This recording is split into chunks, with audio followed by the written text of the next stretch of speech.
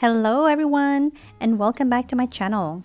Today I'll be making an Argyle cardigan jacket through plan pulling. So if you've never pulled before, let me explain a real simple way of how it's done.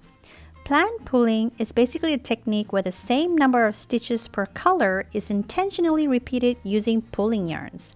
And the term pulling refers to the method of gathering the same yarn color together while forming a pull to achieve a specific sequence or your desired pattern. For this tutorial, I am using the Red Heart Super Saver pulling yarn in the color Icelandic. I am also using the Super Saver Metallic in the color Silver or Light Gray, a 5.5mm hook, but I would strongly advise you to play around with your hook size, and I'll show you why in a minute. You would also need some stitch markers, a tapestry needle, and a pair of scissors. With your 5.5mm hook, work up a slip knot at any color point and chain 59. This pattern can only be worked up in squares and rectangles, hence each piece starts off exactly the same. We will first start off by working on the back panel from side to side, and for this tutorial, I'm working on a size medium. I also have a full step-by-step video tutorial on plan pulling with the link in the description box below. I've just completed 59 chains, and in order for this pattern to work, you must end your last chain on the same color that is on your hook. So go ahead and chain up until the end of that last color. Once you've worked all the way till the end of that color, make sure you have a new color on your hook to start your next row. Now for row 1, in this tutorial, feel free to use any simple stitch you like. I'll be using the half double crochet stitch, and without adding any more chains, I'll insert my hook through the second chain from the hook and work that half double crochet stitch. So this will be my first blue stitch. Now continue to stitch across while counting each stitch per color. So here I have my fourth stitch, and on the next stitch, although it's a combination of the dark gray and blue yarn, but when I complete the stitch, it is a full blue stitch. So here I have 5 blue half double crochet stitches. And if you're using a single crochet, you might have more, and if you're using a double crochet stitch, you'll probably have less. Now continue to count your next color sequence. Here I'm working on the dark gray. I have my third and my fourth. So here I have 4 dark gray stitches. Next would be the turquoise color. 1, 2, 3, and 4. I have 4 turquoise stitches, and light gray is my last color sequence. So I have 2, 3, 4 light gray. I have 4 colors in total, and these are the number of stitches made per color. So in order to ensure that my tension is correct, I'll continue to stitch across while ensuring that the number of stitches per color matches my earlier numbers. So I'll go ahead and continue working up my stitches. 4 and 5. So that matches my 5 blue stitches. 1, 2, 3, and 4. And that also matches up. So you'll continue to stitch all the way until the end, until you have 59 stitches in total, making sure that all your stitch count is correct. And I've ended on the third stitch of my dark gray, and I have some excess chains which we won't be working on. We'll just open them up later on, so that's fine. So in order to work your next stitch, we'll need to chain 1 to turn. However, when you make that turning chain, you do not want it to eat into your stitch count. So make sure that your turning chain is pulled tight, but it gives you enough room to adjust your next stitch.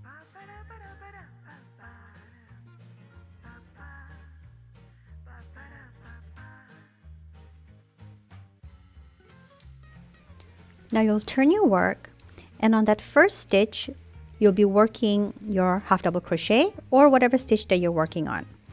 So I'm going to pull my first stitch as high as a half double crochet stitch would be, and I'll work my half double crochet stitch.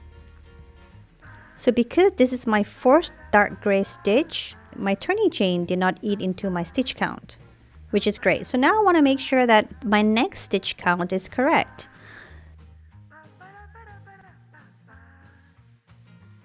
So for this color, it should be 4 stitches of the turquoise color. So here is my third stitch, and this is my fourth stitch. So it's perfect. So I'll go on and continue working the stitch while counting every stitch to make sure that my stitch count is always correct.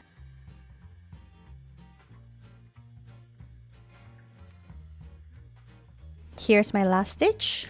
I'll work my half double crochet, chain 1, pull it tightly, and I'll turn my work. Now before I continue on to my third row, I want to compare it to the chart that we did earlier. So if you can look at the pattern, my next row is 3 stitches of the light gray. And if it matches the pattern on the chart, then I know that I'm on the right track. So I'll just continue working on the following rows, referring back to the pattern from time to time, making sure that I count each stitch. Then you've pretty much mastered plain pulling. Now continue to half double crochet for a total of 48 rows for size medium, and I'll meet you back here once you're done. This is how your finished back panel should look like. You will be able to finally see that stunning crisscross argyle pattern you just did by pulling. Now that you've mastered this step, go ahead and start working on your front panel. Now just like before, we'll start off with a slip knot, but this time you can try to start somewhere at the same color spot as you did with the back panel, and you'll work up another set of 59 chains.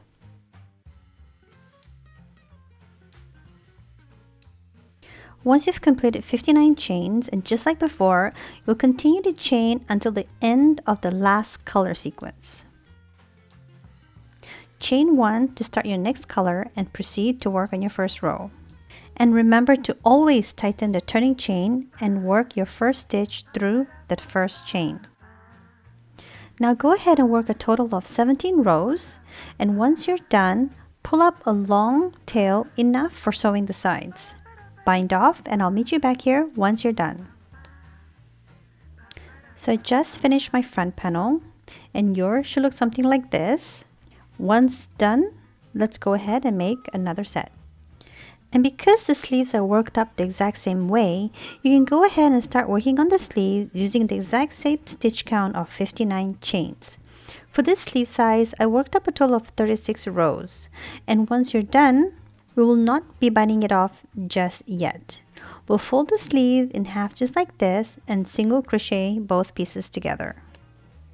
You can choose to fold it whichever way you prefer, because for this pattern there is no wrong side or right side.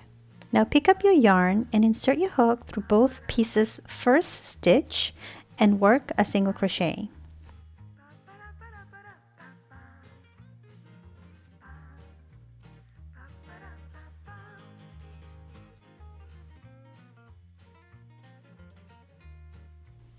Continue to single crochet both pieces together all the way across.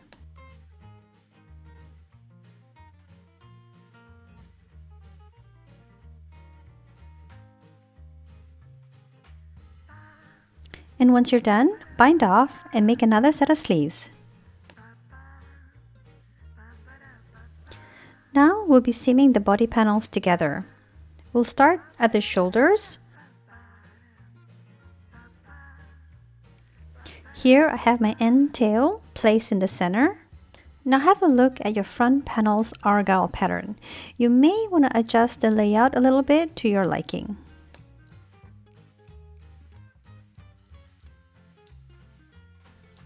Adjust the top pieces so that they are aligned nicely.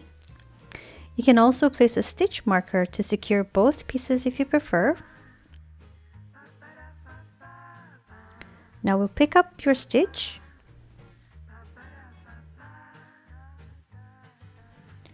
chain 1 to secure, and work that single crochet stitch.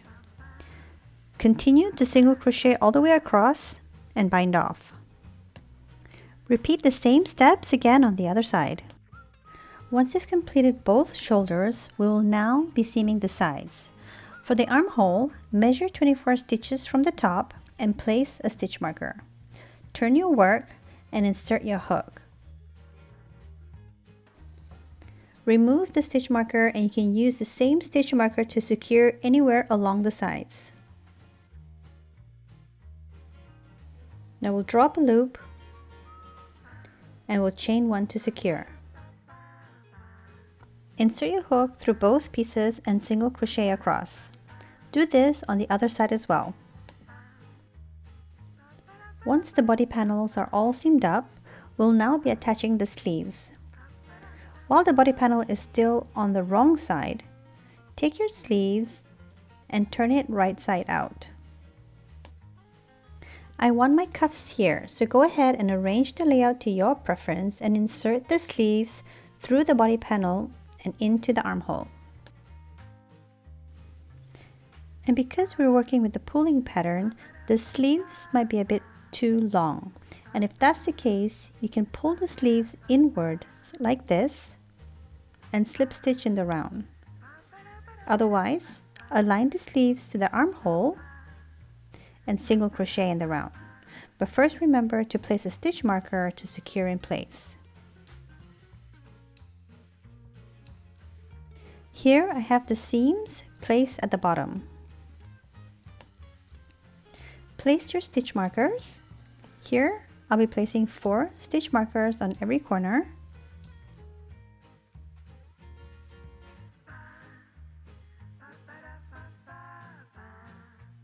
I'll insert my hook at the bottom of the armhole, drop a loop and chain 1. And I'll work my single crochet stitch in around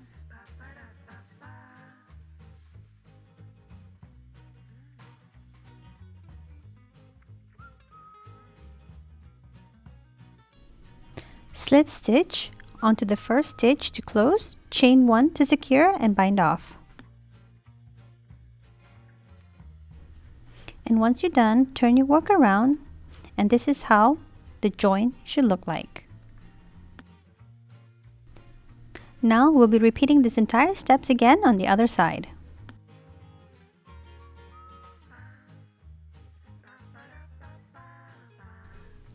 Once you have joined up both sleeves, turn your work right side out and we will now switch to our silver yarn and start working on the edging. Let's first start along the cuffs. Now pick up your silver yarn and starting from the bottom of the sleeves, you'll insert your hook where the seam meets, drop a loop and chain 1 to secure. Now on the next stitch, we'll be working half double crochet stitches along this entire row.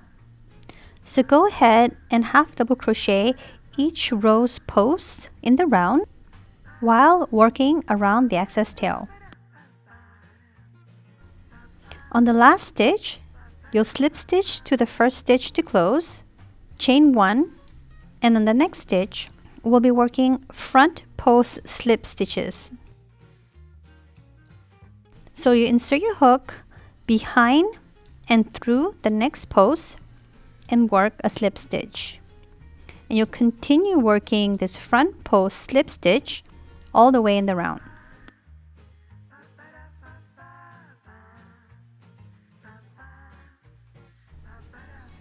On the last stitch, there are 2 ways to close this row. The first one would be your regular slip stitch to the first stitch, or another way would be using a tapestry needle. So I'll go back to my last stitch. I'll snip off the yarn and pull it through. Now with my tapestry needle, I'll thread it through. I'll insert the needle under both loops on the first stitch that we made earlier.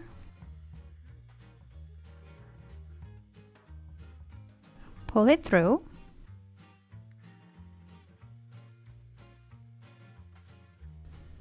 Next, I'll insert my needle through the middle of my last stitch and pull through.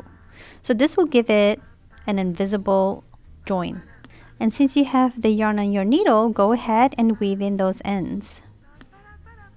Now go ahead and repeat the same edging you did on the other side of the cuffs. Now we'll be working on the body panel's edging. Now let me just turn my work to the side. And here we'll be working a few rows on the bottom of the front panel. We'll be working the same pattern as we did on the cuffs, so we'll insert a hook. I'll drop my loop and chain one to secure.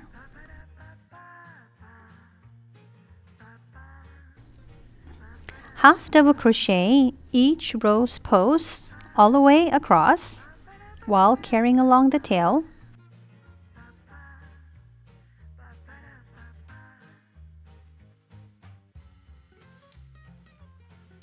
And here on our last stitch, we'll want to work 3 half double crochet stitches. So this is our last half double crochet stitch for the row. The second stitch will be our turning stitch, and the third stitch will be our first stitch for the next row. So continue working half double crochet stitches along this row.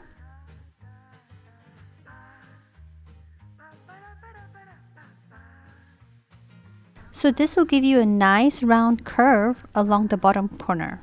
Continue to half double crochet all the way to the top of the neckline, and once you're at the neckline, this is where the joint meets. We will be reducing the stitches by working a half double crochet 2 together. So go ahead and insert your hook.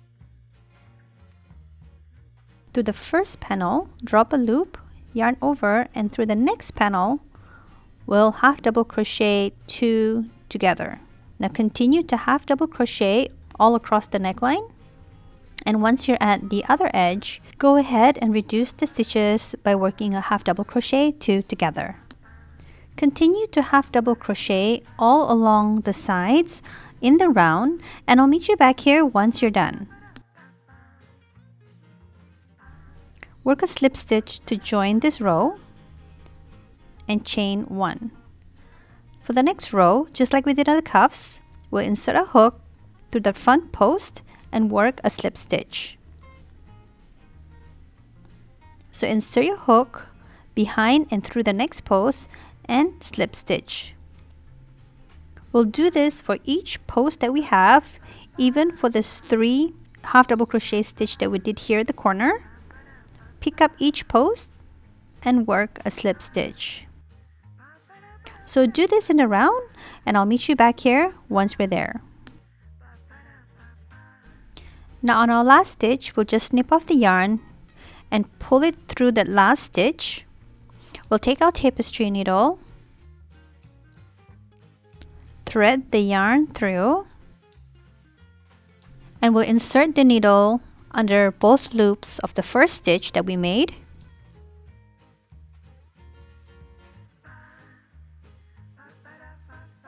Pull through, and then we'll insert our needle through the middle back loop of the last stitch and weave in our ends. Now we have one final step to go. We'll be repeating the last stitch that we did on the bottom of the half double crochet post. So place your hook right at the bottom of the half double crochet post. Drop a loop and chain 1 to secure. So we'll continue to front post slip stitch onto the next stitch. by using the half double crochet post as our guide, and continue to front post slip stitch all the way in the round. And this is how our final edging should look like. And once you reach the corner, and because these are 3 stitches in one, just go ahead and work 1 front post slip stitch along that corner.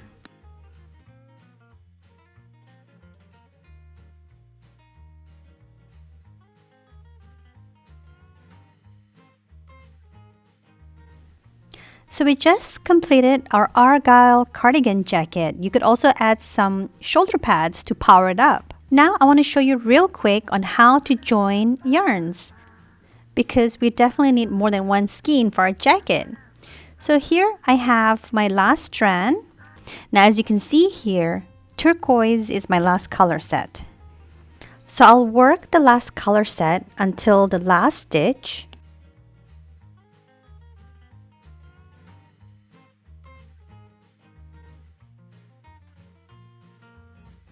And before closing the last stitch, I'll look for the next color sequence. In this case, it should be light gray.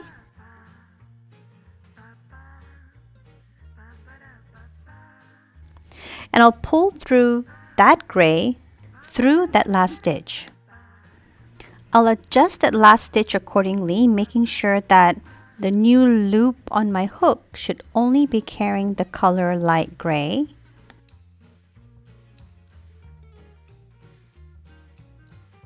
Then I'll continue my stitch with that light gray while picking up the excess tail and working around it. So I'll work my half double crochet into the next chain, working around the tail and making sure that my number of stitches remains the same. And once you're done, the joint should be completely invisible front and back. This is the end of our tutorial, and I hope you had as much fun making this cardigan as much as I did. And if you enjoyed it, do show me a thumbs up and don't forget to subscribe. I'll see you soon. Bye!